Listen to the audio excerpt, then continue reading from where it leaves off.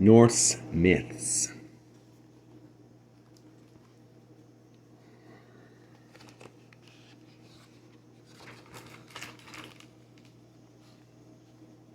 Yggsrasil, the world tree. The three Norns lived at the foot of an enormous ash tree, which grew right from the middle of the earth. It was so tall that its top touched the vault of the sky. Its branches stretched out over all the earth, and its huge roots went down to the deepest depth. The dew that dripped from its evergreen leaves made flowers spring up all over Midgard, the earth. As long as the ash tree stood, the world of the Aesir would last, for it was Yggsrasil, the world tree. On the topmost branch of Yggsrasil, an eagle sat and fanned the air with his wings, making the leaves rustle as if they were breathing.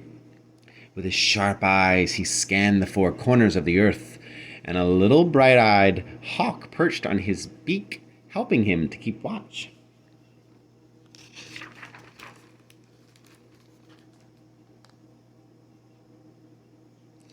While the eagle was guarding Yggsrasil, a dreadful dragon lay far underground in dismal Niflheim, gnawing away at its roots. It was Nidhogg, the dragon of destruction, trying to destroy the world tree. Ratatosk, a busybody squirrel, scampered up and down the tree, carrying abuse back and forth between the eagle and the dragon. Many creatures made their homes in the tree, and it suffered much damage. Worms bored holes in its bark, deer nibbled at its foliage, and all the birds in the world built their nests from its twigs. Still the world tree survived because the three Norns cared for it.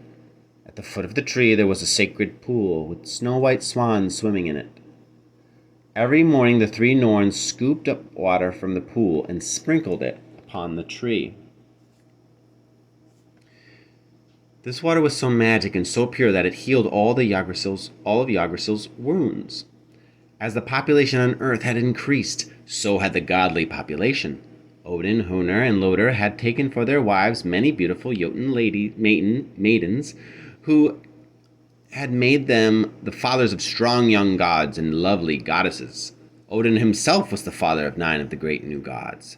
They were Thor, Balder and Hod, Tyr, Heimdall and Bragi, Hermod, Vidar, and Vali.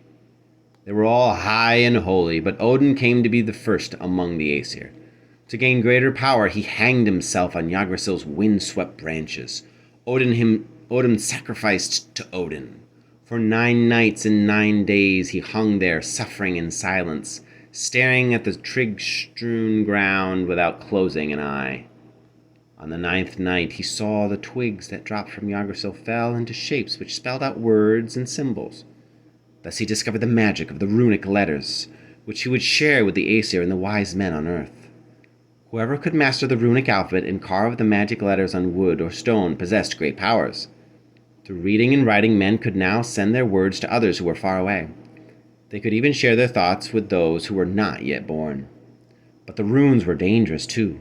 There were evil symbols that witches and sorcerers sometimes used to put a spell on a man or his cattle.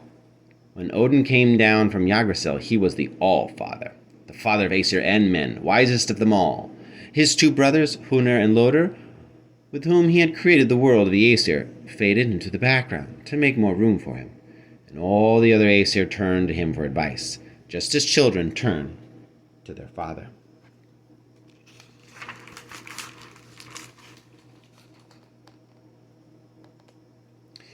From then on, Yggsrasil was Odin's sacred tree. The sacrifices made to him were hung from its branches, and it was at the foot of the great tree that he gathered the other Aesir around him every morning.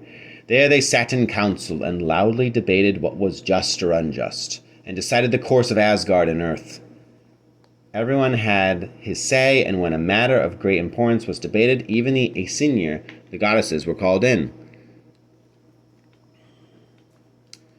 When the council was over, they mounted their horses and rode up the shimmering rainbow bridge to Asgard, their home, above the clouds. Flimsy as the rainbow bridge looked, it was the strongest of all bridges. The Aesir had made it with great care to keep the frost giants away, for the red in it was glowing fire that burned the icy feet of Jotuns and trolls.